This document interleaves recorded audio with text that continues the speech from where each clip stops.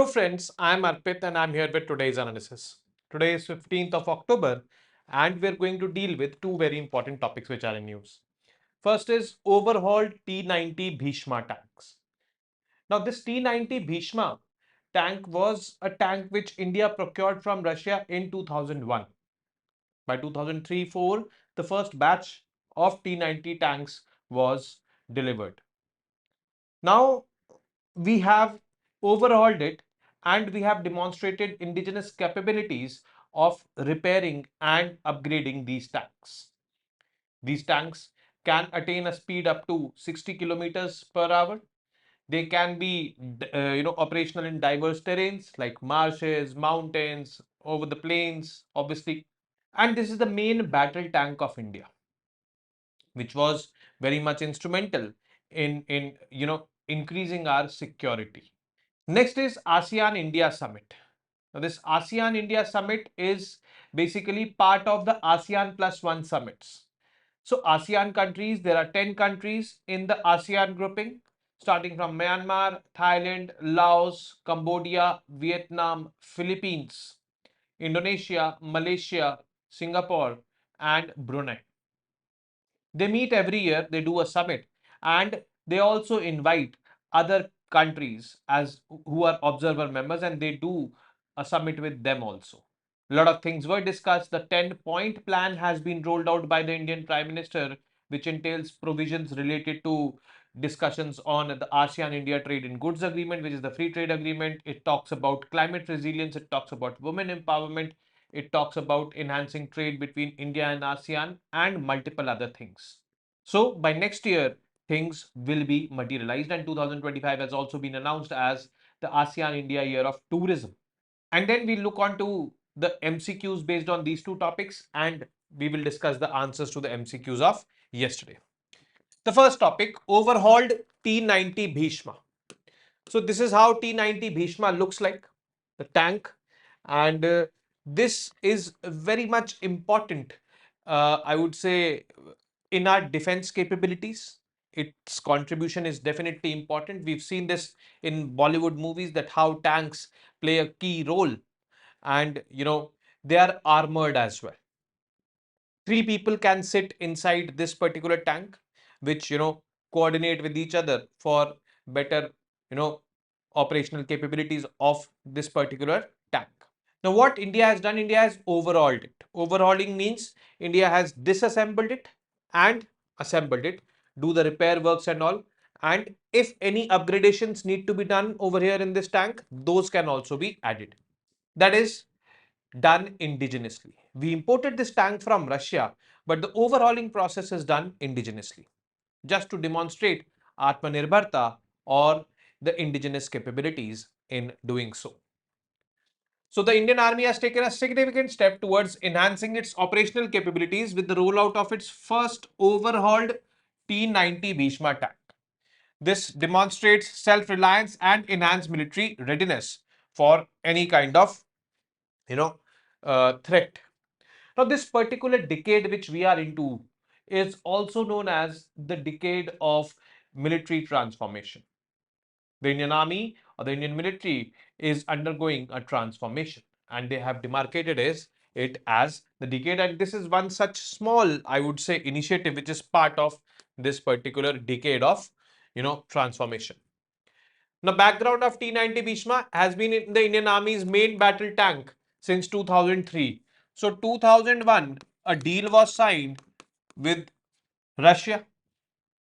2003, the first batch was delivered.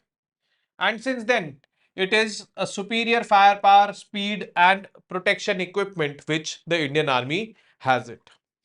Notably, after 2001, or after the procurement of this particular tank, India has not undergone into a full-scale war against any country.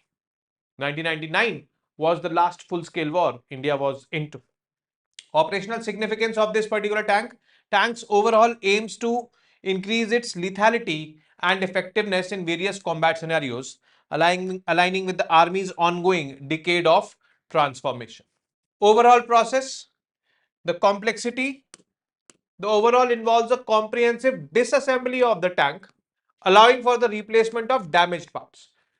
So see, we have not produced a tank. We have disassembled the existing tank, repaired the damaged components, and also included some various new components which will help in operational capabilities of this tank. As simple as that. And upgrades to enhance performance. Location. The specific overhaul was conducted at the 505 Army Base Workshop, which is part of the Corps of Electronics and Mechanical Engineers in the Delhi Cantonment area. The process shows India's growing indigenous maintenance and technical capabilities in defense manufacturing. This is what the significance is. But yes, key features of this T90 Bhishma tank.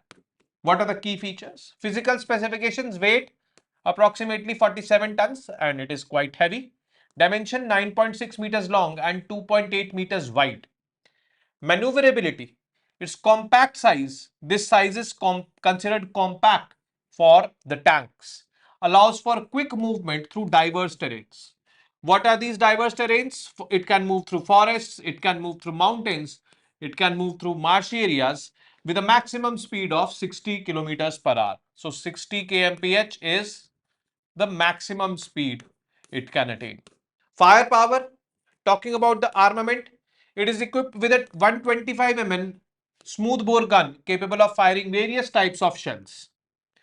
Anti-aircraft capability features an anti-aircraft gun that can engage in aerial targets within a 2-kilometer range and fire up to 800 shells per minute.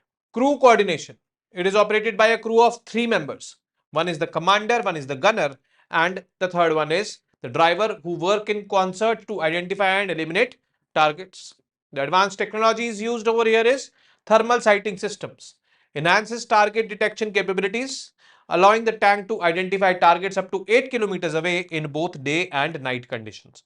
So this is the technological capability of this particular tank, that targets 8 kilometers far can be identified in day and night and can be targeted. Most importantly, we need to understand what this anti-aircraft capability means. Anti-aircraft gun is a weapon which is designed to combat aerial threats coming towards the tank, or they are flying in the vicinity of the tank from the grounded or shipboard positions. Shipboard positions like this. Yeah. Historical context: the development of anti-aircraft weapons began in the early 20th century, coinciding with the rise of military aviation. So that has also been installed on this particular tank. So overhauling was done. Overhauling simply means that it was not a new tank which was prepared. Now the next piece of news is with respect to ASEAN-India summit. ASEAN, as I told you, comprises of 10 Southeast Asian countries. ASEAN's full form is Association of Southeast Asian Nations. And this particular summit is an annual summit. The ASEAN countries meet among themselves. That is called as an ASEAN summit. But ASEAN countries meet with other countries also. Actually, there are around 8 countries which are observer countries in the ASEAN. These 8 countries, if I have to name, they are India, China, Japan, South Korea, Australia, New Zealand, and USA and Russia. These 8 countries are observer countries in ASEAN. These are also referred to as ASEAN plus 8, or these are also referred to as East Asia Summit countries.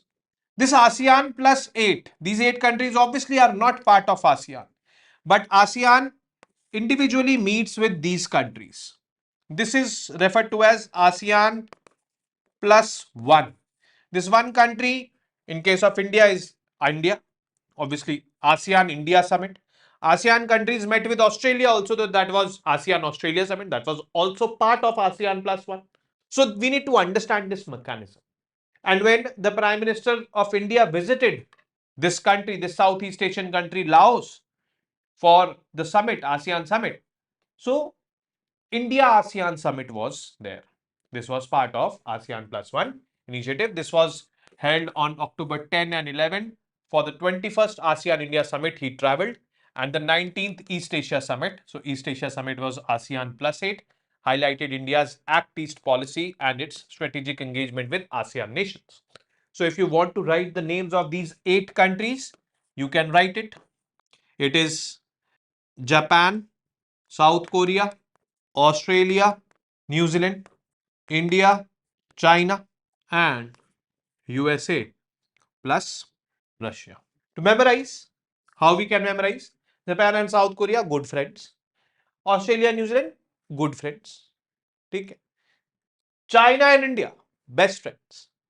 And USA and Russia, best friends forever. They are. So by this grouping, you can memorize. So this is East Asia Summit. For this summit also, the Prime Minister was there. Now the background of India-ASEAN relations. See, ASEAN as a grouping was formed in 1967. ASEAN has a lot of cultural similarities with us. But we were not tapping upon those cultural similarities. Our engagement with the ASEAN countries during the Cold War era was minimal. And this was a realization among the Indian government as soon as we did the LPG reforms. LPG reforms were done in 1991, and in 1992, we launched our Look East policy. Look East policy aims at cultural and economic integration with ASEAN countries. But according to many geopolitical experts, India's integration in the Look East policy was only very limited with very few countries like Singapore or with Myanmar. Myanmar, why? Because it was the immediate neighbor of India. But largely other countries like Vietnam, Philippines and all, they were ignored. So India's Look East policy was there, launched, but it was not turning out to be so successful. There was growing apprehensions against India. These countries like Vietnam or Philippines, they started thinking that India is not looking properly towards East. And then in 2014, there was an overhaul in this particular policy. There was an upgrade. We upgraded it to Act East. The word act is symbolizing that we will act now. We will not only look. Means we will increase our engagement. So Act East policy was about integrating with ASEAN plus East Asia from Japan till Australia, New Zealand. So we broadened our geographical horizon in Act East. Look East, we were only focusing upon ASEAN. We were focusing upon ASEAN and we wanted to integrate with them culturally and economically. In Act East, we are focusing upon ASEAN, Japan, and Niche, Australia, New Zealand, every country which comes in this particular horizon, economically, culturally, and strategically. So this is the difference between Look East and Act East. Act East policy was launched in 2014, and this year, that is 2024, we are celebrating 10 years of Act East policy. A lot has changed, but yes, a lot still needs to be changed because these countries in Southeast Asia are becoming more and more apprehensive about countries like China. They are not happy with China's dominance. China's dominance in South China Sea, or for that matter, China's trade policies, China's policies of dumping the goods.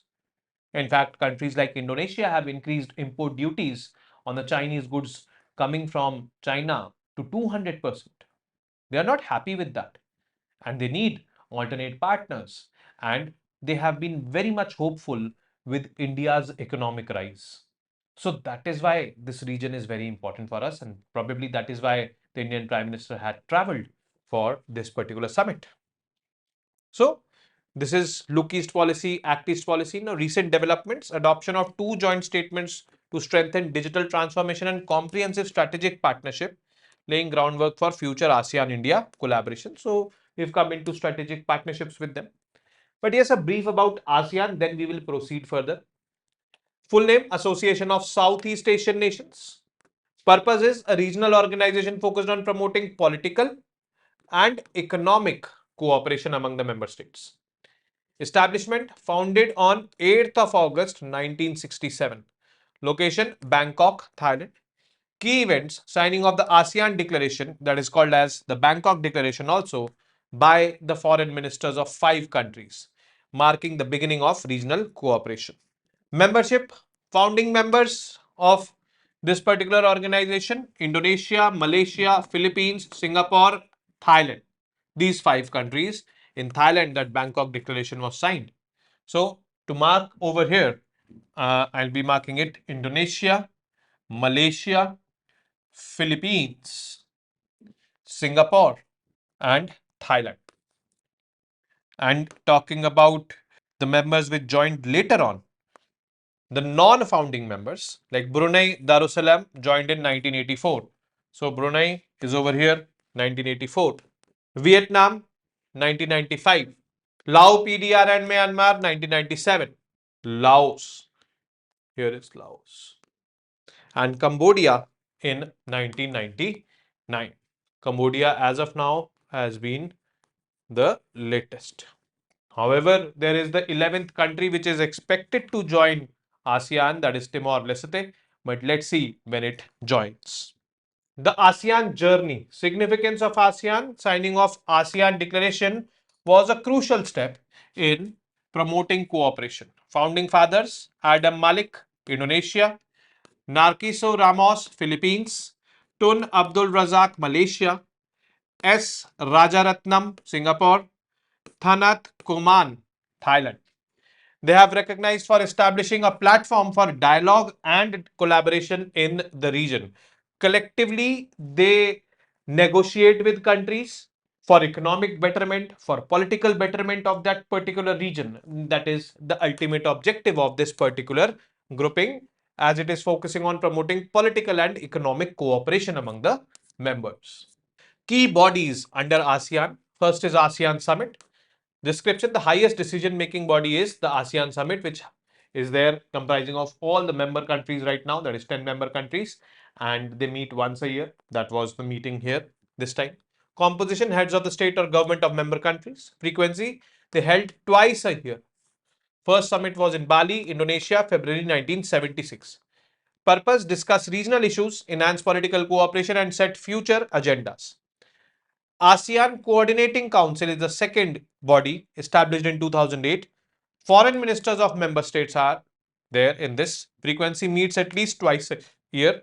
Function: prepares for the ASEAN summit and coordinates initiatives across various sectors, that is economic, political, and cultural.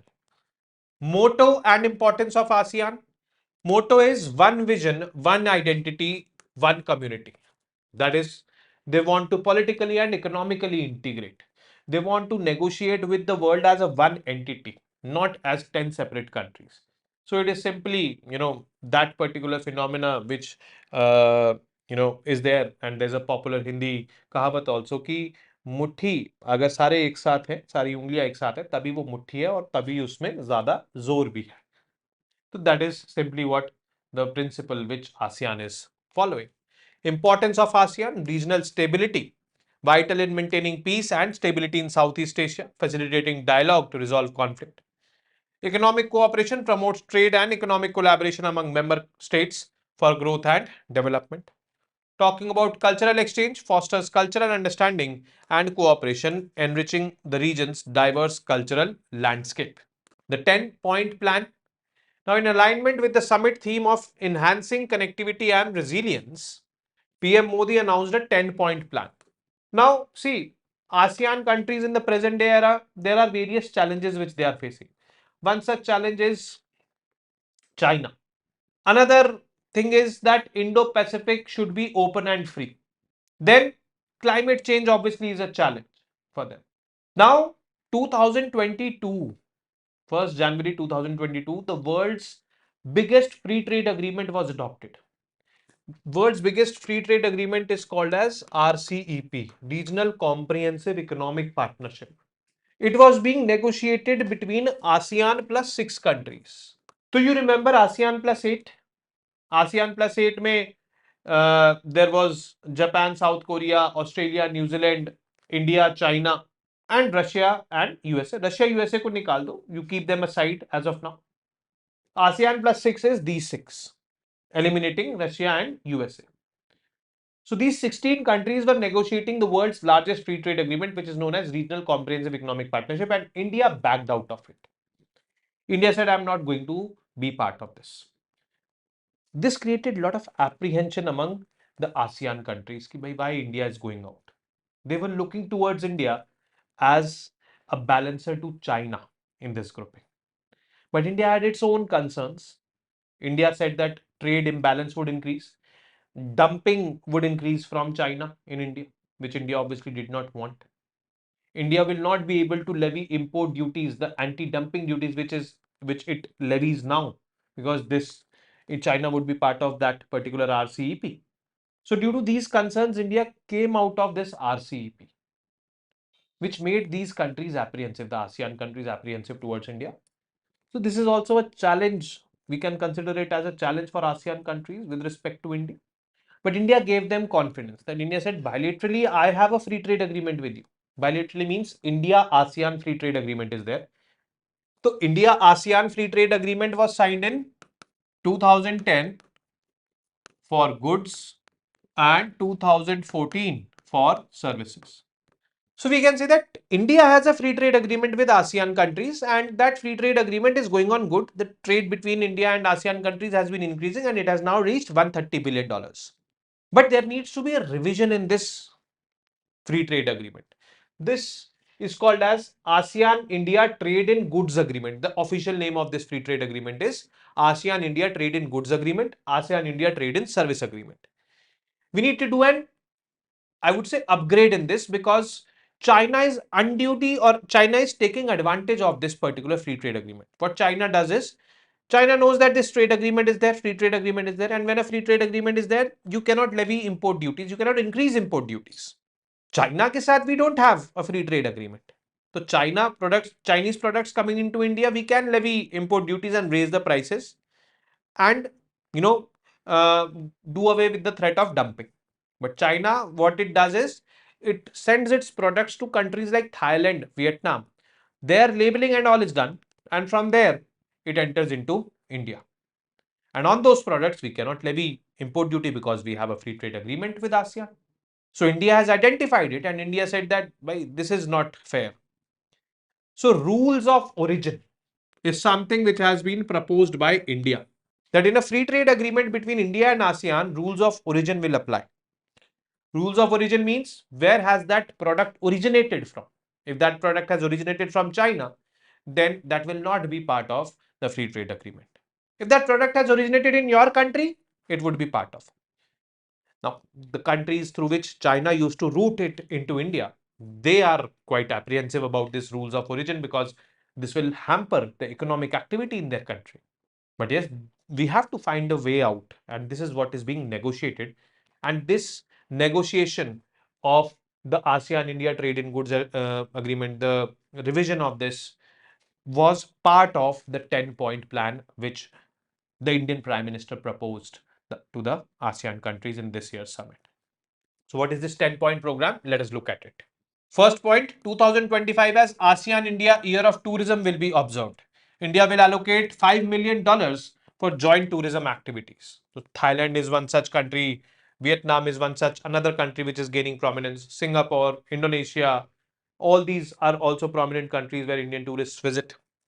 Celebrating a decade of Act East policy. It was launched in 2014, so definitely a decade is over. Various people-centric activities will include a youth summit, startup festival, hackathon, music festival, and establishment of an ASEAN-India network of think tanks.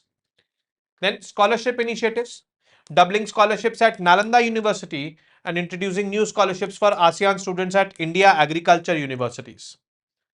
Women Scientists Conclave, organized under the India ASEAN S&T Fund to promote women's contributions in science and technology. Trade Agreement Review. This is ASEAN India Goods in Trade in Goods Agreement, AITIGA. A commitment to expedite the review and conclusion of the ASEAN India Trade in Goods Agreement by 2025.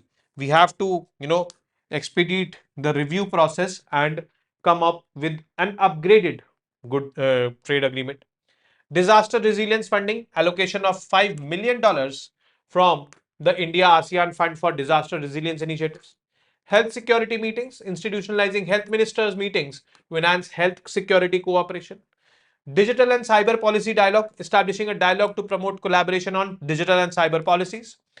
Green initiatives, regular workshops and exchanges on environmental sustainability, including Ek Ped Maa Ke Naam, Plant for Mother campaign. This Ek Ped Maa Ke Naam was also into picture when the Indian foreign minister visited Maldives last month or last month. And last is climate resilience support, initiatives to enhance climate resilience and environment cooperation, because these countries are at the forefront of climate induced disasters as well. Now, this ASEAN obviously is in confluence with India's Indo-Pacific vision, because they are the heart of Indo-Pacific. India's Indo-Pacific vision is to establish a free, open and inclusive Indo-Pacific. We've dealt with it, and ASEAN is already there, and centrality of ASEAN is there. ASEAN's pivotal role in India's Indo-Pacific vision and its cooperation with coordinations. Freedom of navigation has to be achieved. Inclusivity has to be achieved. So this is what free, open and inclusive Indo-Pacific would look like. Economic integration. So talking about trade. Trade between India and ASEAN countries have reached $130 billion. Trade deficit is there for India of around $40 billion. That needs to be tackled. But yes, trade has increased. In 1999, trade between India and ASEAN was only $2 billion. 2010, when these free trade agreements and all were signed, after that you see the jump, $130 billion, and it has been increasing. Emerging technologies, agreement to cooperate on technologies like AI, blockchain, Internet of Things and others, fostering a robust startup ecosystem and enhancing digital connectivity. So countries like Singapore, semiconductor chip manufacturing and all, we discussed last month, and Malaysia, we are integrating with them. We are also integrating with other ASEAN member countries as well on these emerging technologies. So this was all about India ASEAN meeting, but there were bilateral meetings done by the Indian Prime Ministers with the leaders of other countries as well. So Prime Minister Modi held bilateral meetings with leaders from Australia, New Zealand, Japan, Laotian Prime Minister focusing on India-Laos cooperation, expanding cooperation through MOUs in development partnership, capacity building, disaster management, renewable energy and heritage restoration. Historic ties, highlighting India's assistance in restoration of Wat Pho, a UNESCO World Heritage Site was there. So as I told you that we have deep cultural links also with this particular region. So we are integrating with them on this aspect as well. Key outcomes, MOUs and agreements were signed. Several agreements were signed in defense, since we have upgraded to strategic partnership also in ACTIS, so defense agreements will be there. Broadcasting, customs cooperation and quick impact projects related to cultural heritage. QIPs included preservation of Lao Ramayana heritage, restoration of Buddhist temples and support for shadow puppetry, each funded by Indian government with grants of about USD 50,000. Nutrition security grant, India will provide $1 million to improve nutrition security in Laos, making India UN Development Partnership Fund's first project in Southeast Asia. So all these things were there in Laos because Laos was the host of ASEAN summit this year. So that is why. We just hope these things materialize and the apprehensions the ASEAN countries have with respect to India no longer remain. Now the MCQs. Consider the following statements and mark the correct one. First is T-90 Bhishma is a tank procured from Russia by India. The overall process of T-90 Bhishma aims to demonstrate indigenous capabilities. Which of these statements is correct? Relatively simple question it is. Second, consider the following statements with respect to T-90 Bhishma and mark the correct one. Tank can attain speeds up to 60 kilometers per hour. The tank can operate in marshes and mountains. The deal to import T-90 series tank from Russia was signed in 2001. Which of these statements is correct? Find the correct combination over here. Third, which of these countries is not a founding member of ASEAN? Indonesia, Philippines, Thailand or Vietnam? It is simple. It depends upon your recalling power. Fourth, consider the following statements and mark the correct one. India's Look East policy was about integrating with all ASEAN countries strategically. Second, India upgraded to Act East policy in 2014 with only ASEAN countries in focus. Only one, only two, both one and two, neither one nor two. Carefully answer this. Fifth, which of the following is not part of the 10-point plan adopted with respect to ASEAN countries? Climate resilience initiatives, free trade agreement review, 2024 as ASEAN-India Year of Tourism. Only 1 and 3, only 3, only 1 and 2, or only 2 and 3. Now the answers to the MCQs of yesterday. First, which of the following nutrient can be present in fortified rice? So the word is can be present. So vitamin B12, yes. Vitamin C, no. Zinc, it can be. So there was no, I would say, mention of vitamin C. Vitamin B12 can be there, iron can be there, or I would say folic acid can be there. So only 1 and 3 is going to be the correct option for this particular question. Consider the following statements and mark the correct one. First, fortified rice is distributed in the National Food Security Act allocations. Yes, since 2024, it is being distributed. Anemia can be targeted by fortified rice. Yes, anemia is lack of iron, and iron supplements can be added in fortified rice. So this statement is also correct. So both 1 and 2 are correct. Third, the Humsafar policy announced by the government of India deals with creating which facilities on petrol pumps? Clean toilets, yes. Baby care rooms, yes. Dormitory services, yes. Dormitory services are basically for the truck drivers and all who want to rest. EV charging stations, yes. All of the above are going to be the correct options for this particular question. And the last question, the climate risk information system launched by RBI aims to, this was very direct because we explicitly talked about the aim of this, generate awareness among the users. No, that is not the aim. Going paperless, no, we never talked about going paperless. To help regulated entities, that is banks and all, assess climate risks to ensure the stability of their financial operations. Yes, this is the correct option. This is also wrong. So C is going to be the correct answer for this. Now with this, we have come to an end of today's session. I will be seeing you tomorrow now with more such informative news pieces. Till then, you guys very well know what to do. Not repeating it today. Namaste. Jai Hind.